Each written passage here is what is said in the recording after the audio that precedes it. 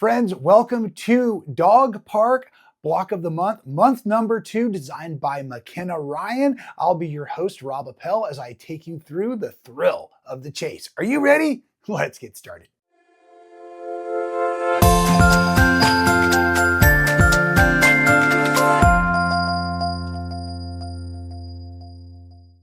Well, welcome back, everybody. My name is Rob Appell, quilt maker from Stitchin Heaven, and that's right, we are doing the block of the month, month number 2 on Dog Park, and this incredible quilted applique project was designed by my friend McKenna Ryan. And my goodness, folks, if it wasn't for McKenna Ryan, I may not be a quilter today. It was her quilts early on that got me inspired. I absolutely love applique, so it's a blessing to get to walk all of you through this entire project month by month. And like I said, we are on month number 2, and congratulations, folks. I will be the first to say it, at least on video. Month 1 was a bit challenging for me. Now, we have all month, and that's the fun of it. It's a lot of work. And I maybe shouldn't say it like that, but it was just a lot of little pieces. And I guess the work for me was in the learning. I feel like month 2 is obviously a half the size, but it's gone so much quicker because I really understand the instructions better and the way that the flow of the different numbering systems and all of that go. A couple things I want to point out as I learn or love to teach applique. So we're going to dive right in. Just don't forget about the supplies. Now, you received all of your pattern pieces from us at Stitchin Heaven month 1 when the first parts arrived. Now, month 1, we had one little error with our fabric, and this was, slate color. So you probably received in month 2 a replacement for month 1. It is labeled there that it is this slate, and that was some of the darker parts here on the dog and whatnot. So if you were like me, you might have just waited it out, which was kind of nice. Gave me a little bit of time to work on the background and get prepared for this month also. I'm also reading along, and don't forget about our Facebook group. The invitation to that is in your welcome packet. So when you open this up, of course, you get a really great visual, which I've been referring to as I've been building out the quilt, but you also get our invitation to subscribe to the newsletter, the fabric keys, but the Facebook group here. This is incredible, and the camaraderie that's going on is awesome there. Saw a couple of questions that I want to address, but I guess I also want to mention real quick, we have the awesome fabric key printed out for you. So as we get ready to get started, I'm organizing my space. This month, month number 2, it seems that we've received an extra little piece, and this piece here is, I've received 2 different fabrics, and I saw also on the Facebook group that several of you did also. It looks like the extra piece here on our beagle, and choose the one you like best. And that's actually kind of the thing I want to focus on month 2, now that we're progressing into this. We're going to work with the pattern, but we're also going to work a little freestyle. So if I'm going to work more closely on the light table, showing you how to arrange your applique pieces for success, talk about what I've really dialed in on the numbering system, but also when we get up into the trees, really, I'm going to leave a couple pieces kind of loose along the edge, or I'm just going to point this out now, we have our scraps. Even though we provide the fabrics all pre-fused and laser cut in your kits for you, these scraps are very functional and can be trimmed to create some of the overlap, which brings us to the first major situation is we are actually sewing, folks. I don't know if it's easier to see here on the diagram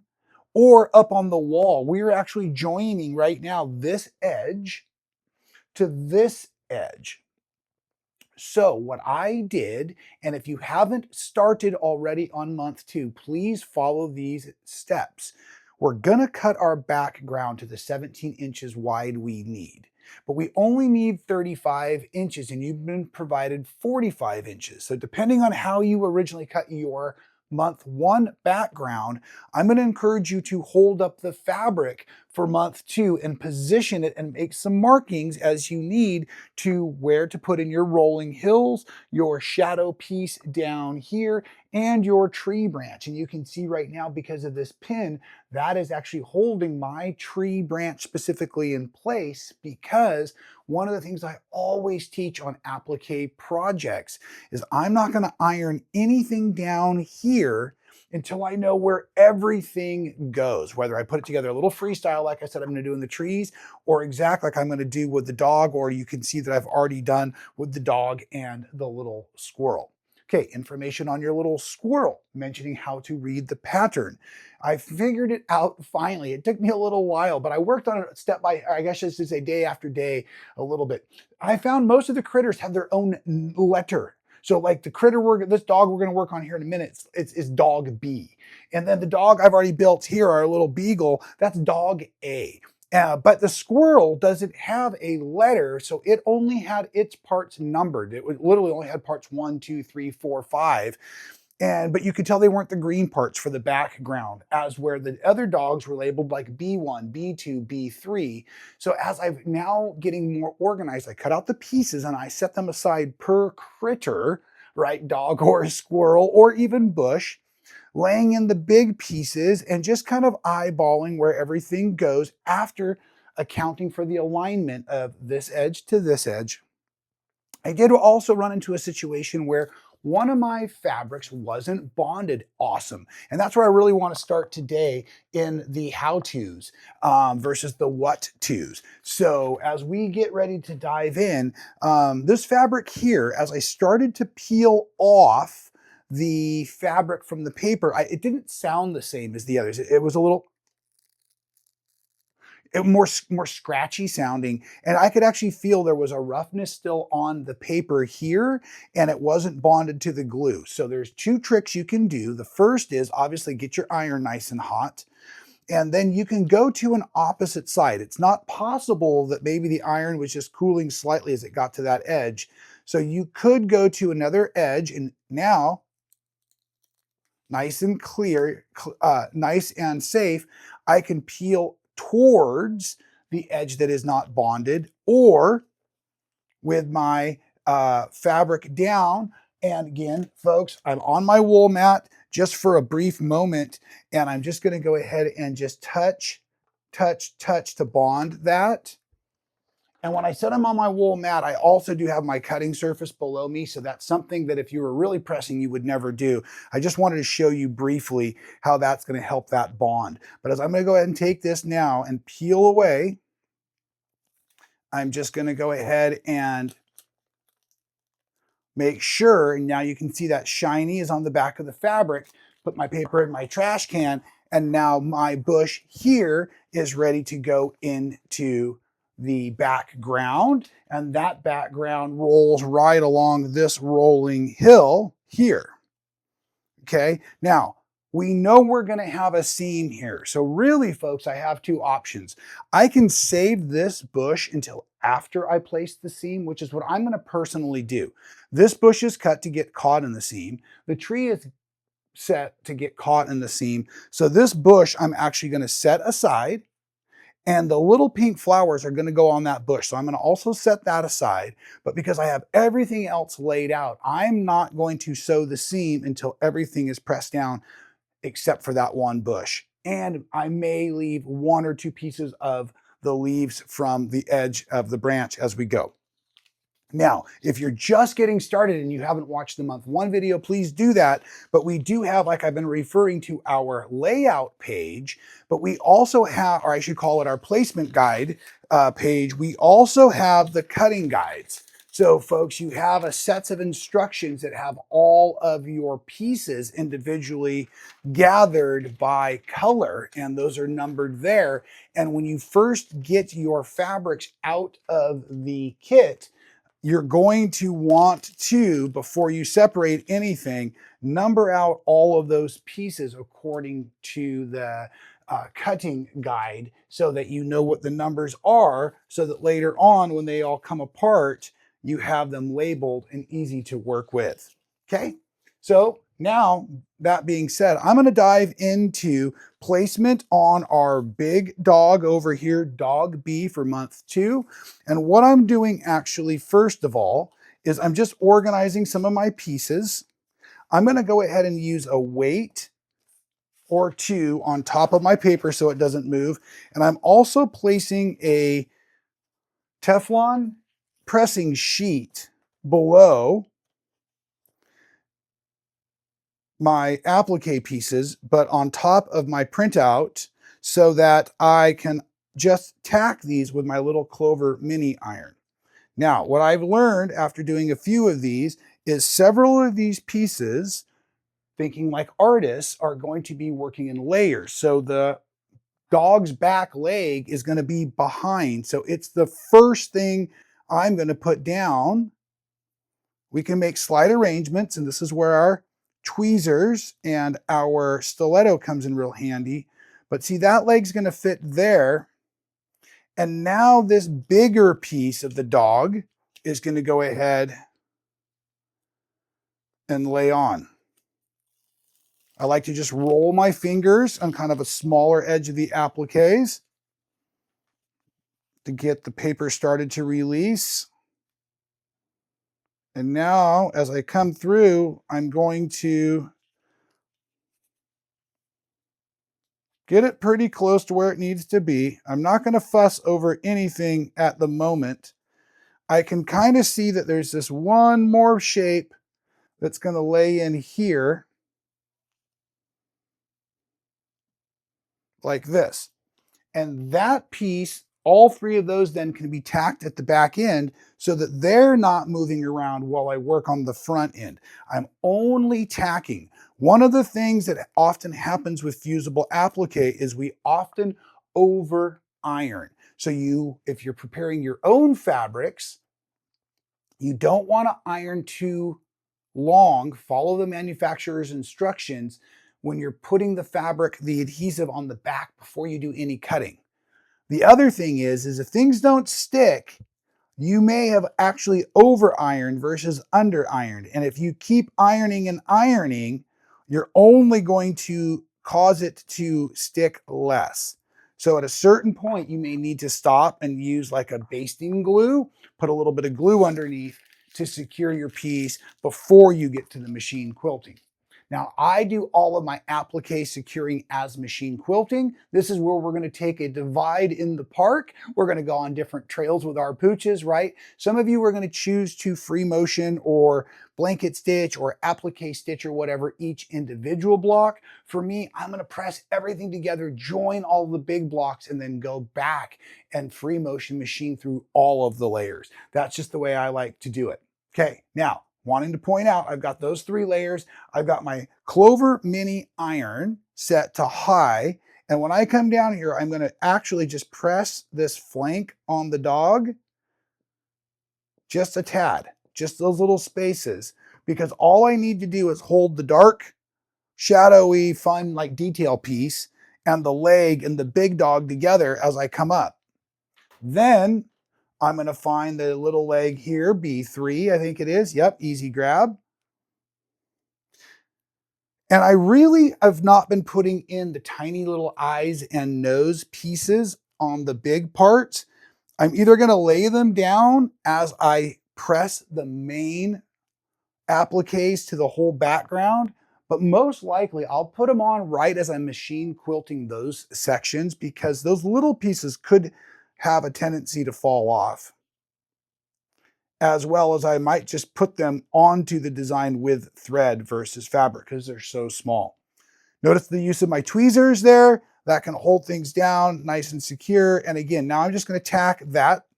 That's all I need to do. I don't need to iron the whole dog. I don't want to activate the glue. And now I can start to peel this back up and I can see, okay, there's the B7 and the B8 for the collar that come up. And I'm just going to work my way all the way until my dog is completed. And I'll have a very accurate dog that I can kind of place visually or free place into the background like I'm going to do the trees. I'll show you the trees and we'll wrap it up for the day. But let me go ahead and finish Fido here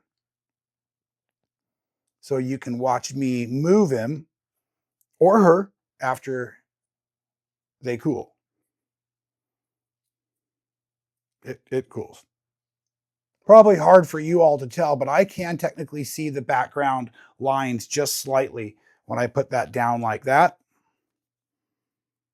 Certainly close enough that I can feel confident. And again, these laser cut pieces are so accurate that it's really easy to just line up like I did that little part there of the back end of the head/ear detail piece there. Now again, I'm going to come in, just tack that just to secure that perfect placement, hit the collar and letting it cool.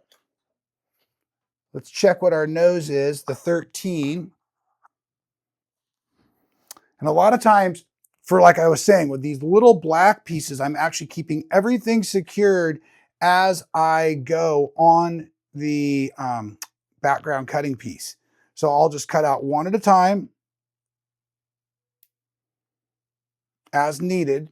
And then I'm going to use my tweezers and my scissors to help me get it placed if necessary. I also found I could kind of pinch it with the tweezers while holding it with my finger.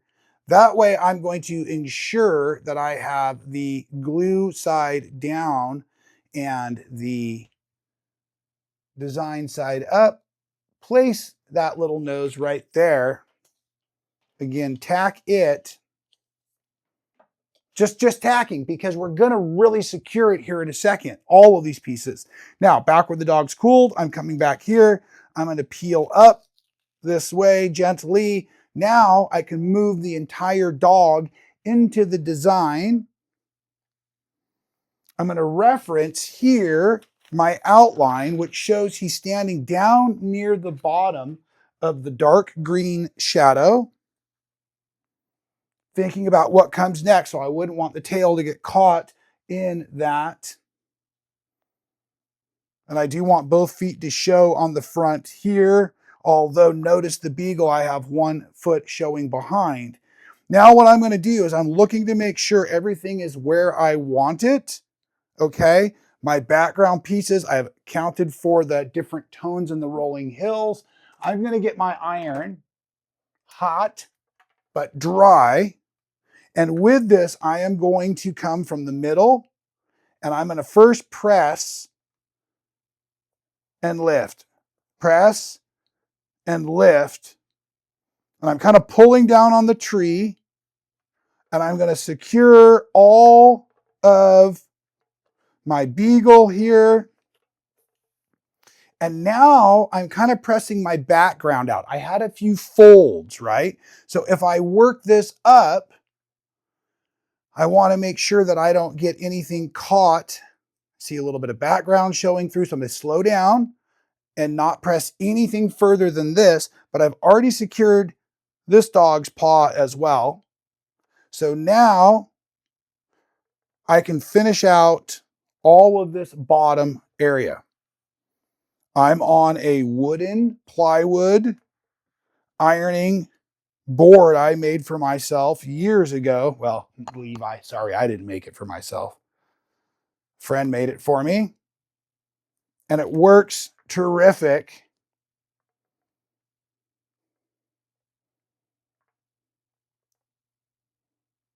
Now, don't get so excited that you go so far that you overcool the iron. Let your iron reheat. Make any adjustments while you're letting that reheating happen. So that you can then come back and continue to anchor down the background. I'm going to anchor this far up and then I'm going to stop and put in the leaves on the tree.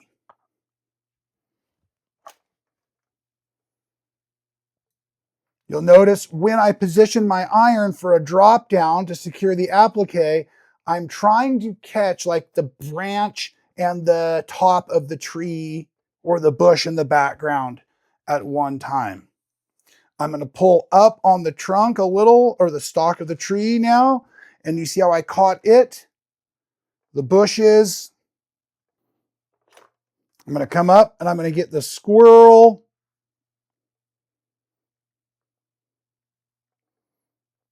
And maybe the base here.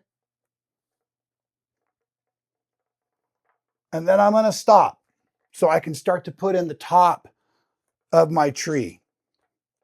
You don't want to over iron it. Get it all nice to the point where it's hot to the touch. Come down here where I didn't get before. Okay. And now what I'm going to do here, get myself a little reorganized.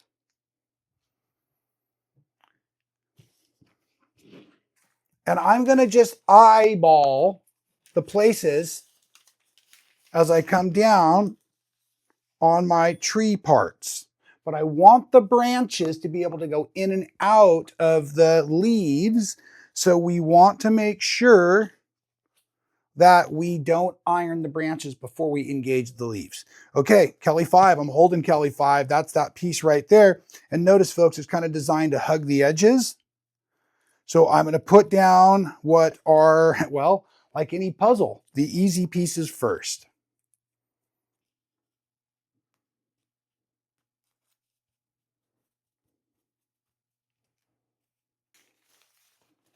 I've also got this large number 8 piece that goes across the top.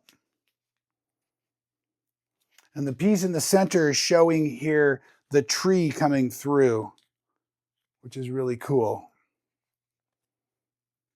Sometimes I might have a hard time getting a piece started, so I'll go ahead and just grab it on the edge with my tweezers or my stiletto, whatever little sharp object is handy.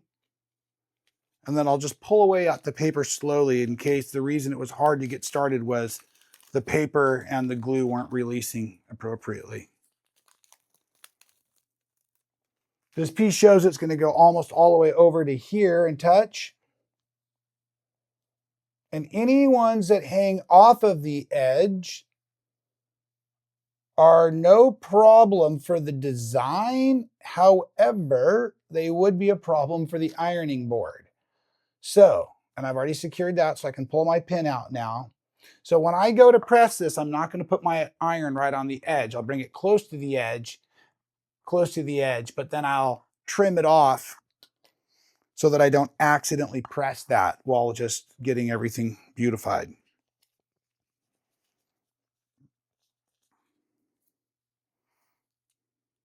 I love the way these patterns are designed because it's going to show us that we don't have to be accurate in everything we do.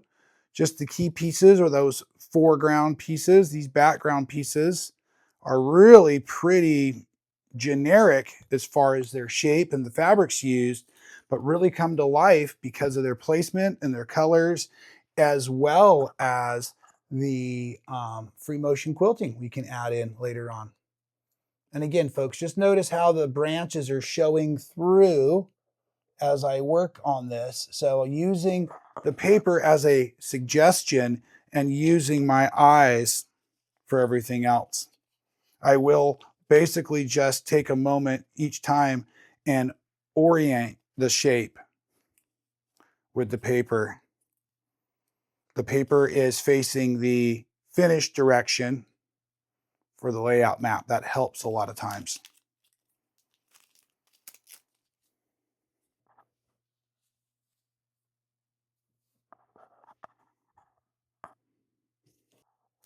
Now dropping in the moss colored fabrics just for a little bit more of that darker detail.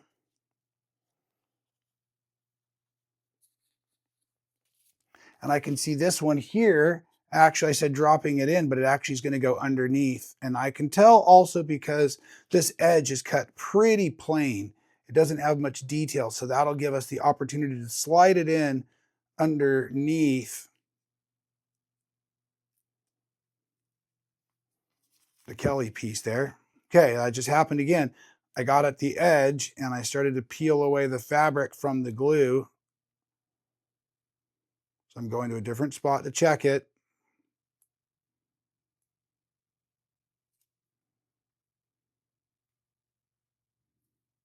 There we go. And now I've got the glue coming off with the fabric. I'm holding that together.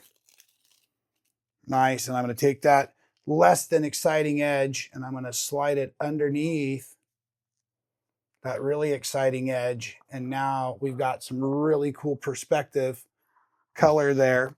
And then that's also going to help, folks, as I was starting to mention. Remember, we've got this dark sitting over here right now where we're going to make the union. So saving our scraps, we'll be able to take a few of these key pieces and just drop them over the section, and we'll call it good.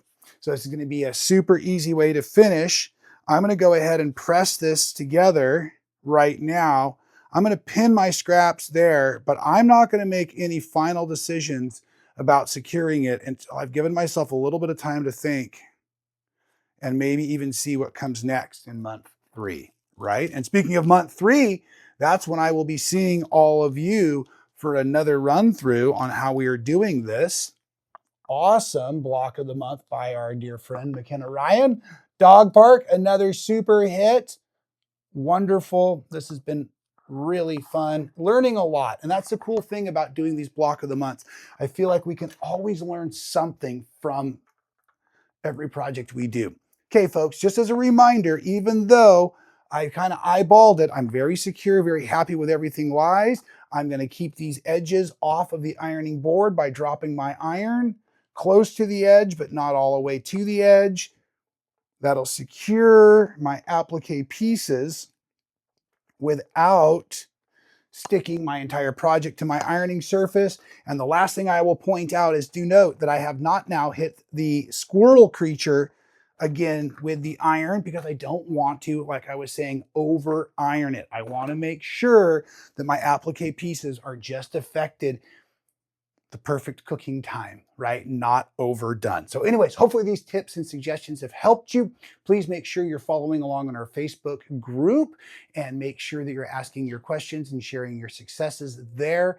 I'm very blessed to be with you here doing the Dog Park by McKenna Ryan. I will see you next month for month number 3. Until then, folks, check out our other tutorials and our fun Friday show where we're doing a random scrap block. Until then, thanks for being here, and please stay well.